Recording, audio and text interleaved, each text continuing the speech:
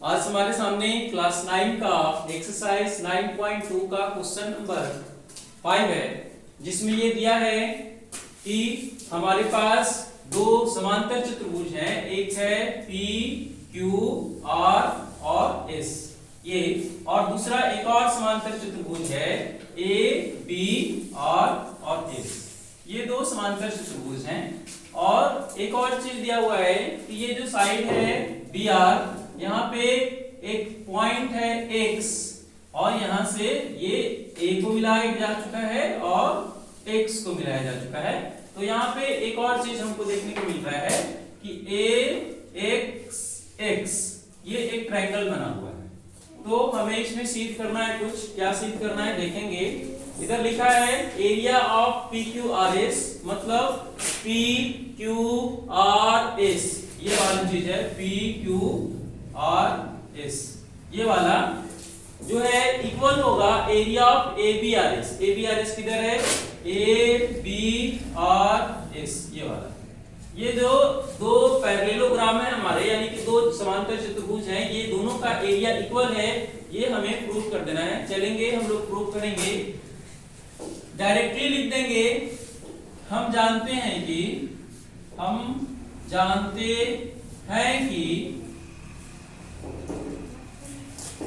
एक ही आधार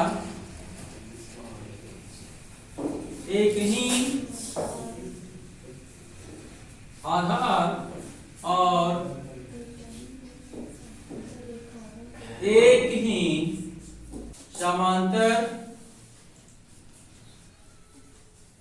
रेखाओं के बीच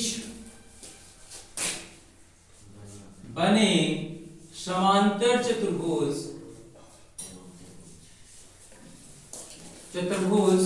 का क्षेत्रफल बराबर होते हैं।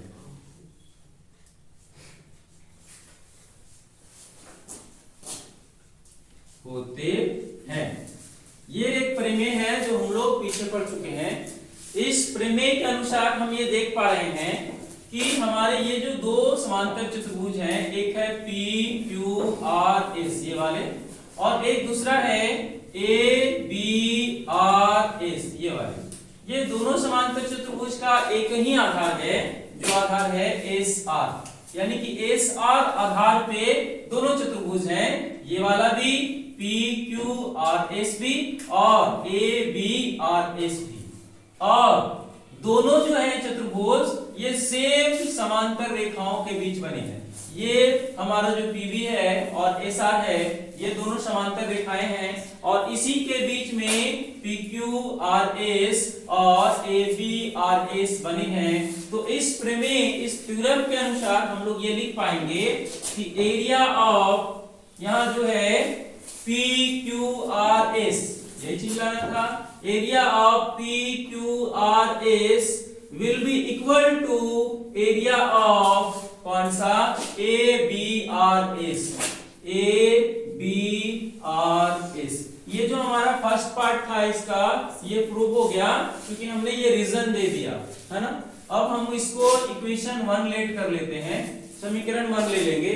आगे हमारे पास कुछ है, क्या लिखा है उसको देख लेते हैं। हमें क्या लाना है, area of A X S, area of A X S, यानी कि ये वाला जो ट्रायंगल है, ये वाला ट्रायंगल, ये ट्रायंगल का जो एरिया है वो इक्वल है किसका, पी क्यू आर एस का, ये वाला पैरेललोग्राम का। हम लोग क्या करेंगे, सबसे पहले ये जो ट्रायंगल बना है ये किस पैरेललोग्राम में बना है, ए बी आर एस में बना है।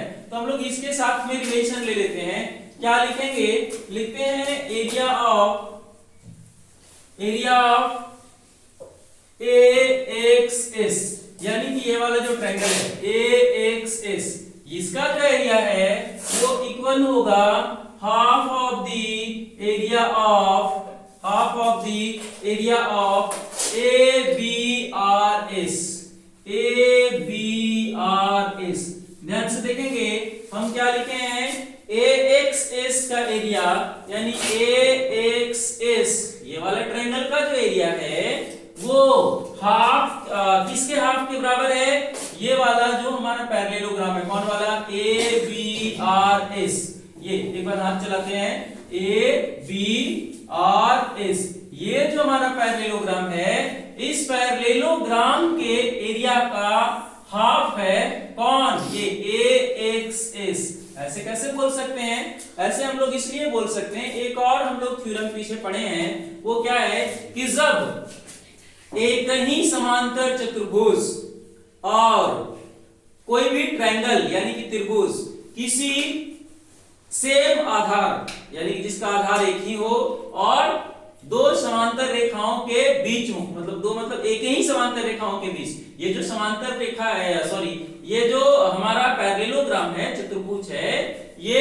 AX आधार पे बना हुआ है, ABRS जो है AS आधार पे बना हुआ है, और हमारा जो ये ट्रायंगल है AXS ये भी हमारा उसी आधार पे बना है, आधार दोनों का सेम हो गया।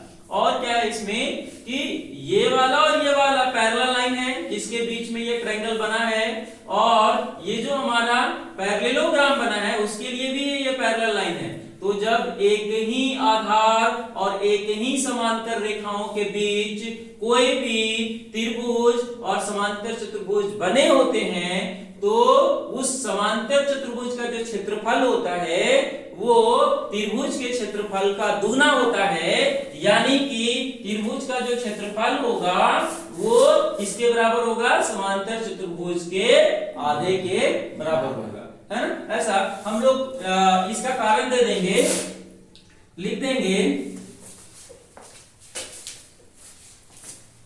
चूंकि एक ही आधार और एक ही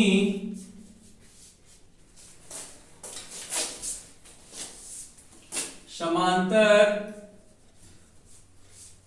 रेखाओं के बीच बने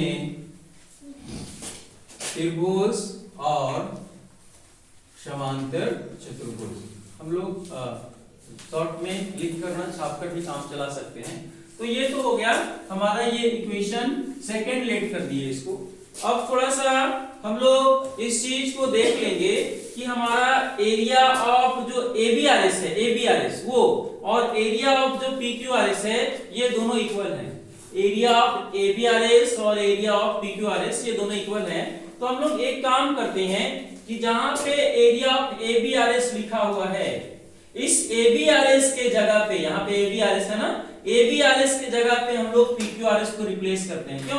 क्योंकि ABRS और PQRS इक्वल हैं। तो ABRS के जगह पे हम लोग PQRS को रिप्लेस कर देते हैं। लिखेंगे समीकरण 1 तथा 2 से,